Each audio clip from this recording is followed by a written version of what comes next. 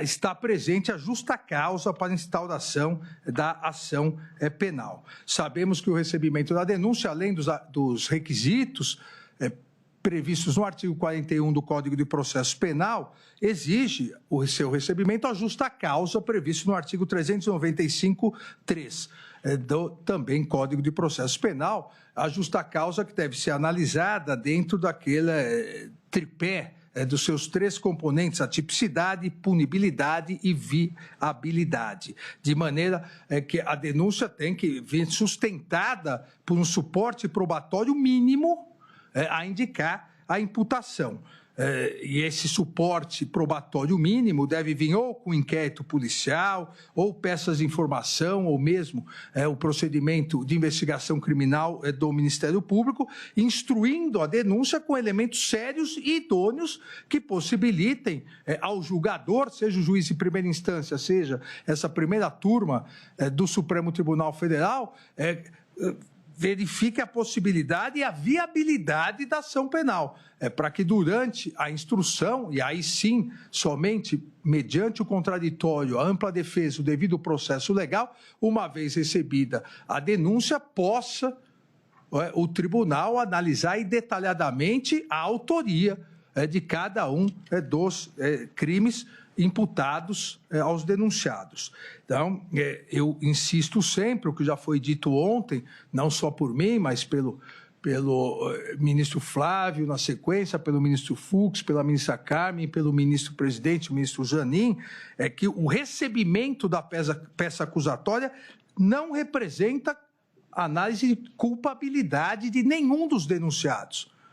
O recebimento da peça acusatória depende da materialidade dos crimes, que está comprovada, mas não é uma cognição exauriente dos fatos. É um mero juízo de delibação quanto à existência dos crimes, materialidade e indícios mínimos de autoria. Nesse sentido, a peça acusatória da Procuradoria-Geral da República apresentou, em relação aos 8 denunciados, apresentou os indícios mínimos e razoáveis de autoria que possibilitam a instauração da ação penal e, a partir daí, o contraditório e toda a instrução processual. A Procuradoria apresentou indícios mínimos em relação ao primeiro denunciado, em ordem alfabética, aqui, Alexandre Ramagem Rodrigues, em que pese o doutor Paulo Renato Garcia Sintra ter alegado nas sustentações orais, todas elas muito bem realizadas e que todos nós ouvimos e assistimos com grande atenção, mas as alegações de que somente 3 arquivos de texto não trariam nada novo, porque não seria nada inédito, nada criativo, só uma repetição, disse o doutor Paulo Renato Garcia Sintra Pinto, abre aspas, seria requentar argumentos velhos. Aqui, como vamos ver, há indícios mínimos de autoria. Também, e essa foi uma das indagações da nossa decana, a eminente ministra Carmen Lúcia, e eu fiz questão de pegar a Lei 9.883, de 7 de dezembro de 99, que cria a ABIN, estipula as suas funções. Não é função da ABIN fiscalizar as urnas.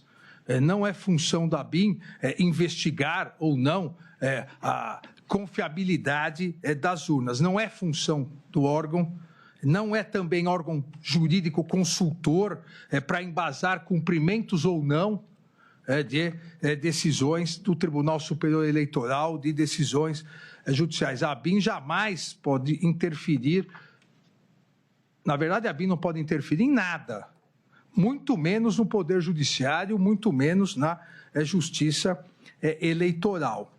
E aqui a Procuradoria-Geral da República detalhou a participação do acusado Alexandre Ramagem Rodrigues dentro dessa estrutura delitiva, apontando, como eu disse, indícios mínimos e razoáveis de autoria. Narra que, à época, era diretor-geral da ABIN, organizou e direcionou mensagens além de descrever, né, a conduta dessa empreitada.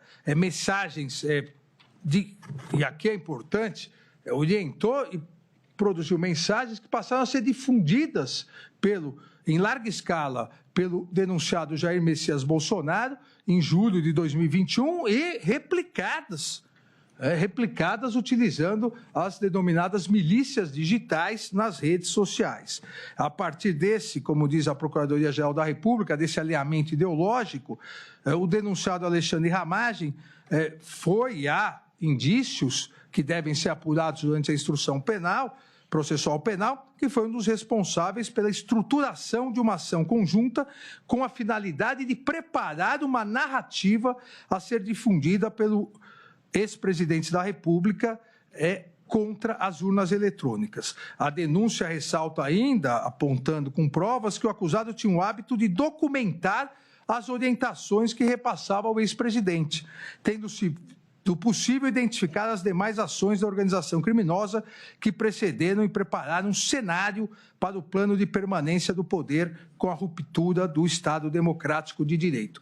E aqui, ministros, isso é muito importante, porque todo esse embasamento que vou detalhar agora, todo esse embasamento probatório, com esses indícios fortes de autoria,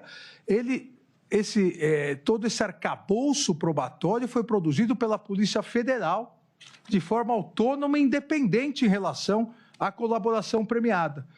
No final, vou me referir à colaboração, que trouxe a colaboração, e às provas que corroboraram a colaboração. Mas todo esse arcabouço probatório foi produzido a partir de investigação. Nesse caso, aqui, inclusive, porque houve busca e apreensão em relação a Alexandre Ramagem Rodrigues e como a própria denúncia diz, tinha o hábito ele mesmo de documentar o que fazia.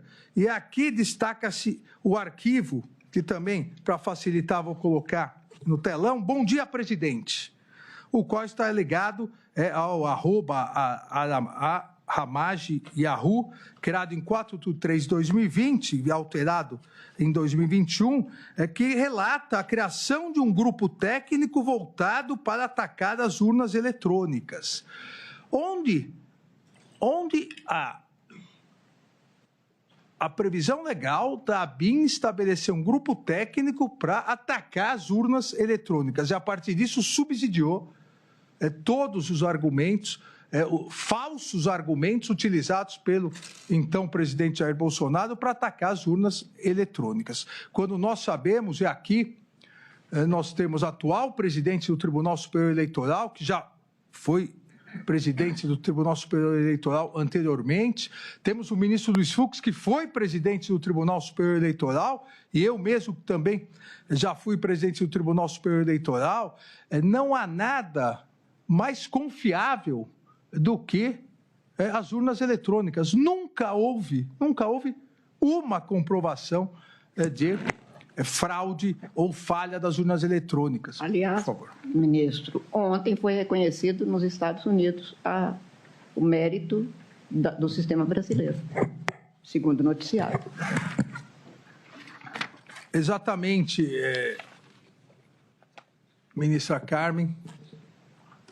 Vossa Excelência se refere bem, o presidente norte-americano, Donald Trump, ele alterou a legislação, o ato executivo, que seria muito equivalente à nossa ordem executiva, que é o equivalente ao nosso decreto autônomo, para melhorar as eleições. E esse link está no site da Casa Branca, que diz: seção 1, objetivo e política. Apesar do pioneirismo do autogoverno, os Estados Unidos agora deixam de aplicar proteções eleitorais básicas e necessárias empregadas por nações modernas e desenvolvidas, bem como aquelas que ainda estão em desenvolvimento.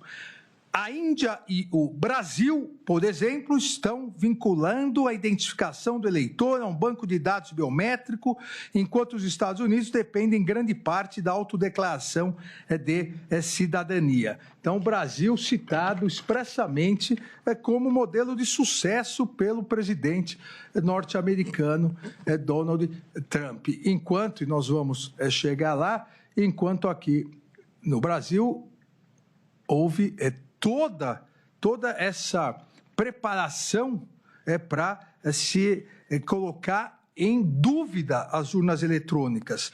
E a ABIN, por parte do seu então diretor-geral, participou nisso. Os elementos, então, de provas colhidos, como coloquei, demonstram que, diversamente do alegado pelo acusado, há convergência daquele arquivo com o conteúdo do print de mensagem consistente em um diálogo entre Alexandre Ramagem e o interlocutor de nome JB01-8, o qual evidenciou ser o presidente Jair Messias Bolsonaro.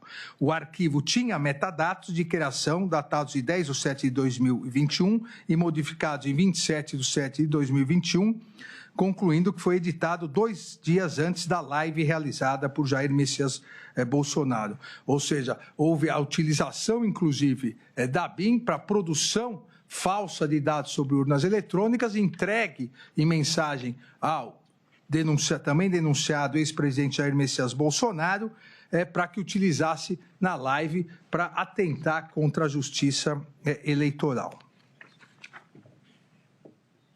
Aqui nós temos também a transcrição desse arquivo. Por tudo que tenho pesquisado, mantenho total certeza que houve fraude nas eleições de 2018, com vitória do senhor no primeiro turno. Era a mensagem de Alexandre Ramagem, depois da produção desses dados falsos, ao presidente.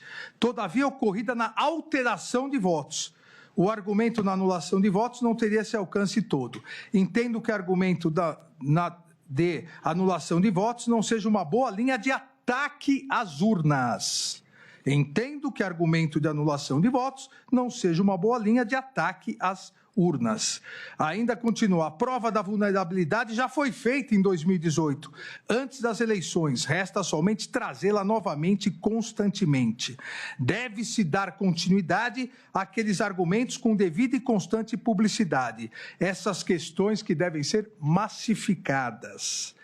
Esses os pontos que acredito devam ser permanentemente difundidos. Na parte técnica, a urna já está sem credibilidade, assim como o Supremo Tribunal Federal, continua na sua mensagem o denunciado Alexandre Ramagem. Ou seja, não há dúvida que há indícios fortes de autoria da participação de Alexandre Ramagem nessa organização criminosa que planejou e executou a tentativa de abolição do Estado Democrático de Direito e de golpe de Estado. Da mesma forma, em relação ao Almir Garnier Santos,